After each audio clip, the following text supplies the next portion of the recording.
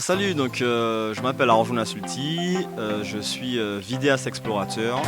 It takes two toes to clap. It takes two toes to clap.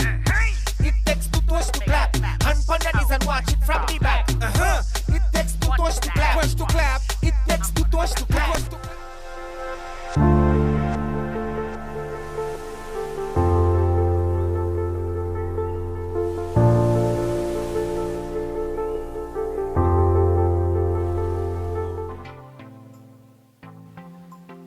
Alors en fait ça fait depuis maintenant 3 ans, en fait depuis mon voyage en Australie, que j'ai d'abord commencé à faire des expéditions, en Papouasie et en Indonésie. Et depuis ça en fait j'ai vraiment reconnecté avec la nature et je me suis dit que j'ai envie de montrer aux gens cette belle nature en fait qu'on a en fait très accessible très facilement et qui eux aussi se reconnectent à leur tour à leur propre nature, quoi. Alors j'ai voyagé, j'ai commencé par l'Australie, ensuite l'Indonésie. Donc l'Indonésie c'est un pays mais vous avez tellement d'îles différentes qu'en fait à chaque île c'est un pays différent. Et la Papouasie, donc la Papouasie aussi il y a tellement d'endroits différents en Papouasie que si vous allez au nord dans les montagnes de Papouasie ou tout au nord de la Papouasie, vous avez des îles magnifiques, des fois qui ressemblent aussi à la Martinique. Enfin, voilà. Alors en fait déjà au tout début en fait il faut savoir que quand tu arrives en fait dans un endroit en Asie, enfin surtout Indonésie, Papouasie, c'est sous un système de chefferie. Donc tu dois d'abord t'annoncer au chef, quelle que soit l'heure. Quand ça nous est arrivé par exemple, typiquement on arrivait dans un village, il était je crois 2 ou 3 heures du matin. On pensait déranger le chef du village, mais en fait il était très content qu'on vienne le voir avant pour lui demander l'autorisation, parce que ça arrive qu'il y ait des touristes qui viennent et qui ne connaissent pas en fait. Et au final il nous a installés chez lui, il nous a présenté sa famille, et donc à chaque fois c'est ça, on rencontre le chef, des fois même il peut devenir notre guide improvisé et nous montrer des endroits qu'on n'avait pas prévu de visiter.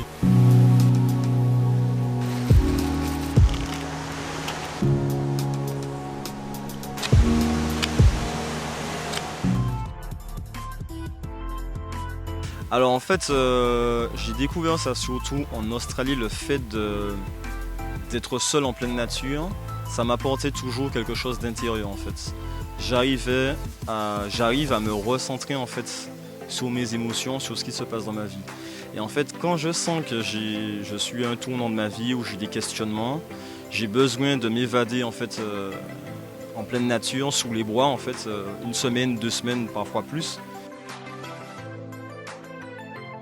C'était ma première expédition en Papouasie et c'était assez compliqué. On avait fait une journée de 14 heures de marche, on est parti, il faisait nuit, on est arrivé au village d'après, il faisait nuit parce qu'on n'avait pas le choix, il n'y avait pas de village entre les deux et en fait on était dans les hautes montagnes de Papouasie. Donc il faut savoir que c'est de la jungle dense, il fait froid et c'est très humide.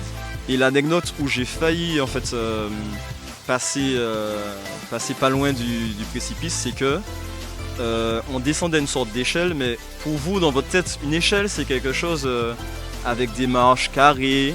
Là, t'es en Papouasie, c'est dans la haute montagne, c'est juste des gens qui ont pris des bouts de bois, qui ont attaché ça vite fait avec de la ficelle sur des rochers. Ça ne ressemble pas du tout à une échelle. Et en fait, du coup, je suis descendu. Sur cette échelle, je n'ai pas écouté mon guide. En fait, je suis descendu comme ça, dans ce sens-là. Et en fait, je sens mon corps qui bascule. Et en fait, je suis tombé. Et si je sais pas qu'est-ce qui s'est passé, j'ai eu le réflexe de rapidement me retourner pour rattraper l'échelle. Et du coup, si j'avais pas fait ça, il y avait 14-15 mètres. Ouais. Donc déjà, une première chose, l'eau. Et ensuite, avoir un abri en fait. Être à l'abri des éléments. Donc à l'abri des animaux, à l'abri des éléments. On peut pas, par exemple, en pleine forêt, dormir à même le sol. Et la troisième chose, du coup, une machette, je pense en fait. Ouais, ça fait cliché, mais en fait, c'est avec une machette, juste une machette, vous faites 90% de ce que vous avez besoin de faire en fait.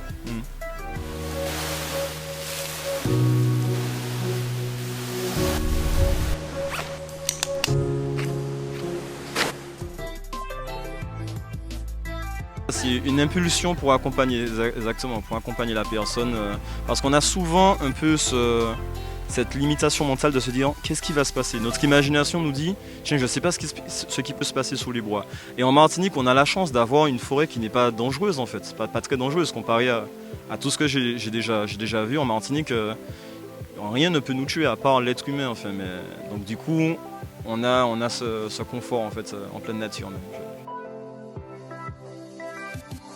Alors, ça va pas être chauvin, mais je vais dire la Martinique. Mais on va dire parce que la Martinique a une très belle forêt, un très bel environnement, donc ça reste mon préféré. Et si on parle de notre pays, vraiment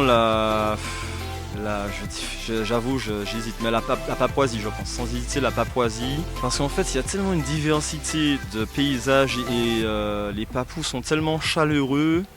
Et aussi, en fait, je pense qu'ils avaient aussi une sorte de connexion avec moi, les Papous, très rapide, très facile. Et j'ai même fait des choses avec eux que même mon guide n'a pas voulu faire. En observant, en fait, c'est la première chose, c'est qu'en observant le mode de vie d'autres tribus, j'ai envie de dire, j'ai pu relativiser sur notre vie et notre confort à nous en tant qu'occidentaux.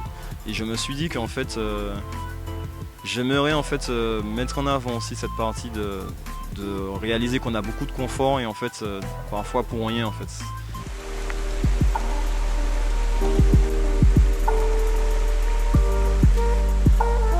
Quand je voyage en expédition, quand je vais en bivouac, j'aime m'initier à de nouvelles choses.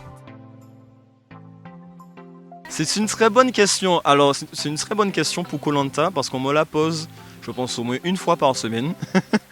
Et justement, donc pour que les gens sachent vraiment, je ne participerai jamais à Koh Lanta parce que pour moi ce n'est pas vraiment une expérience déjà de survie et ce n'est pas une véritable expérience humaine où on met des gens en compétition au lieu de vraiment faire en sorte qu'ils soient soudés, qu'ils soient un groupe. Je vais proposer bientôt des initiations, des formations à l'autonomie en pleine nature. Donc ça veut dire quoi? C'est toi tu aimes bien les randonnées ou tu aimes bien la nature mais tu as envie de temps en temps peut-être d'aller dormir un jour, 2, 3 jours en pleine nature mais tu sais pas vraiment quoi mettre dans ton sac, comment t'y prendre. C'est pas de la survie mais plutôt mieux te débrouiller sous les bois, te sentir en fait plus en sécurité et te donner les bonnes conditions, les bons éléments, les bons outils pour pouvoir être plus autonome dans une sortie en pleine nature. Merci à Lumina TV de ce moment et je vous dis à bientôt. Allez.